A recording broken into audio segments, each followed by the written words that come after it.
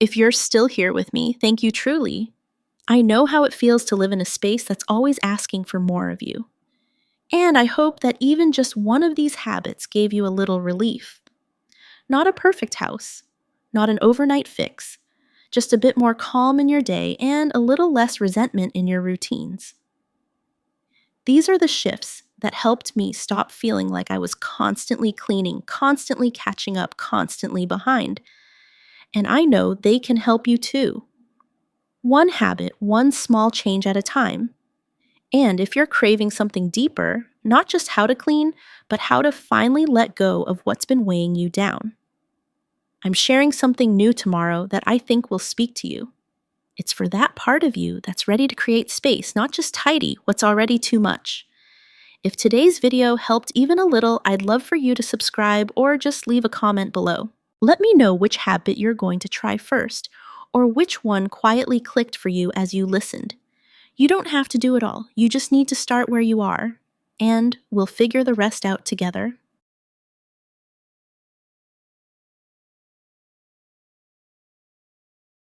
Let's start with the very first habit, and honestly, I wish someone had told me this sooner. You know those days when you finally get around to wiping down the counter. Maybe after lunch, maybe just before bed, and somehow it ends up looking messier than before. The crumbs turn into wet clumps, the dust gets streaky, and the more you wipe, the more you want to give up. I used to think I just needed a better spray or more pressure, but the truth is I was doing things in the wrong order. Now, before I spray anything kitchen, counter, bathroom, vanity, even the coffee table, I do a quick dry wipe first. It can be with a cloth, a paper towel, or even my hand if I'm rushing. The goal is just to remove all the loose stuff, the hair, the crumbs, the random bits of life that pile up when you're not looking. Here's what that looks like for me. In the kitchen, I'll brush crumbs from the counter right down to the floor. I know I'll vacuum it later. It's faster that way. In the bathroom, I do a dry wipe across the vanity before I grab the spray. It takes maybe 5 seconds, but it makes the actual cleaning feel smoother, more satisfying. And the result? Less smearing. Fewer paper towels. No more standing there wondering why it still looks dirty after you cleaned. It's one of those small, quiet changes that makes everything feel a little more under control. And if you're looking for more support on decluttering specifically, tomorrow's video is all about that. Clean, Declutter, and Organize 2025. With real tips and real motivation to help you finally clear the stuff that's been weighing you down. And once I started cleaning smarter, not harder, the next shift happened naturally.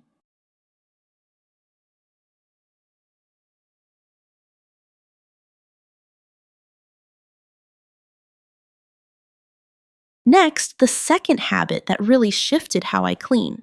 I stopped trying to clean rooms and started cleaning one task at a time. Not one space, not one corner, just one type of job, and I did it all the way through because, let's be honest, how many times have you cleaned half the bathroom, then got distracted by the laundry, then ended up in the kitchen doing dishes, and somehow nothing ever feels done?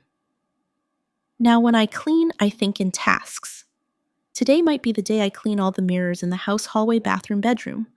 Or maybe I'll pull out the vacuum and do all the rugs, not just the living room. No switching sprays, no running up and down for different tools. Just one job finished.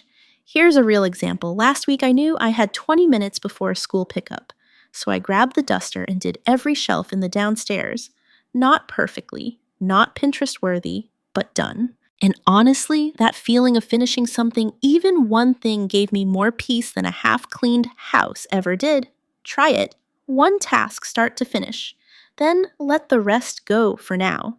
Because next we're going to talk about something even more powerful, doing less but more often.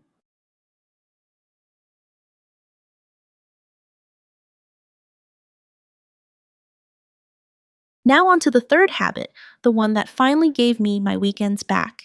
I think most of us, me included, grew up believing in the idea of cleaning day. Because the truth is, during the week we're stretched thin. There's work, cooking errands, people needing you every 5 minutes. So we keep telling ourselves, I'll get to it on the weekend. And in our minds, Saturday becomes that one day we'll finally catch up, reset everything, and feel a little more in control. Saturday would roll around and I'd block off hours to catch up the floors.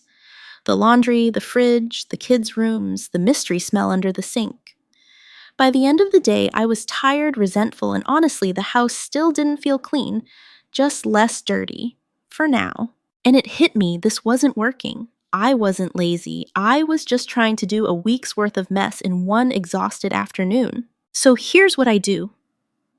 Instead, I build tiny, doable habits into my day. Not a chore chart, not a system, just small things I tie to stuff I'm already doing. For example, while the coffee brews, I wipe the kitchen counters. After brushing my teeth, I do a quick rinse of the bathroom sink. If the washing machine is empty and I walk past it, I toss in a load. No mountain of laundry, no 3-hour reset, just a few small resets layered into real life. And no, I don't always feel like doing it, but these little things don't drain me. They spare me from drowning later. Because when you clean as you go, nothing gets bad enough to overwhelm you. And that to me is peace. Next, we'll talk about what made all of this even easier, something I took away, not added in. Next, the fourth habit, and maybe the most powerful one of all. You can clean smarter, you can clean faster, but if your home is packed full of stuff, it'll never truly feel clean.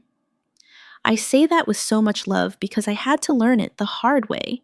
I used to have kitchen counters filled with small appliances, decorative trays, that one cute bowl I never actually used, wiping them down. A whole process.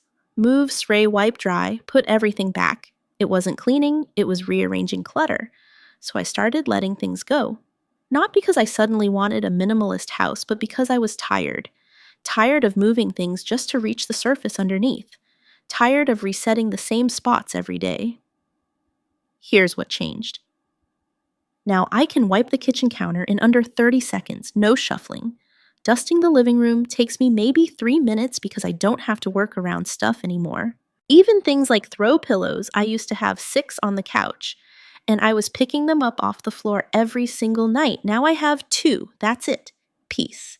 You don't have to declutter your whole house overnight, but you can start with one surface, one drawer, and every time you remove something that doesn't serve you anymore, you're also removing a task from your future. Because less stuff doesn't just mean more space, it means more ease. And speaking of ease, next, I'll share the one thing I bought that made cleaning feel 10 times easier instantly.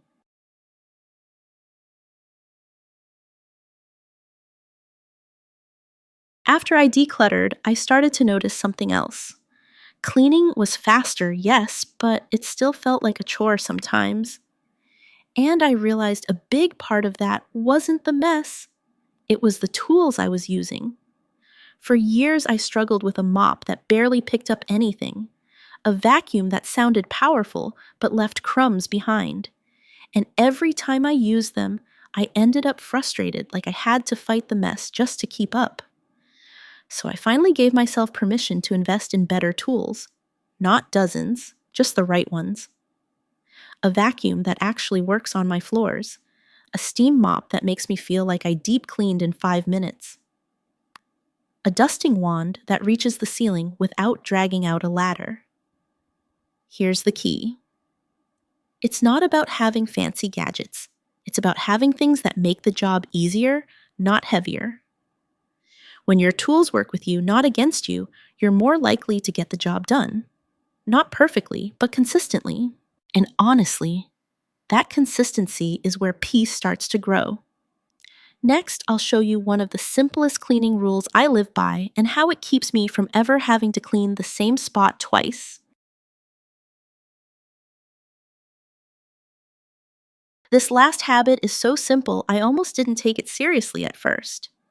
But once I understood, really understood it, it changed how I clean everything. Here's the truth. If you clean something low like a counter or the floor before cleaning the things above it, you're going to end up doing it twice. I used to vacuum the floor and then dust the shelves above. And all the crumbs, lint, and dust I just wiped, they'd fall back down right onto my clean floor. Same thing in the bathroom. I'd clean the sink, then realize the mirror still had toothpaste splatter. So I'd wipe the mirror and drip water all over the vanity again. Now I go top to bottom, always. Wipe the top shelves first, then the table, then the floor. In the bathroom mirror countersink, in the kitchen cabinet doors, then backsplash, then counter. This one shift saves me so much energy, not because it's faster, but because I'm not cleaning the same spot twice.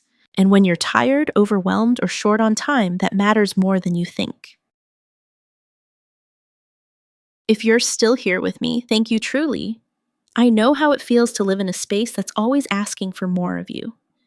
And I hope that even just one of these habits gave you a little relief. Not a perfect house, not an overnight fix, just a bit more calm in your day and a little less resentment in your routines.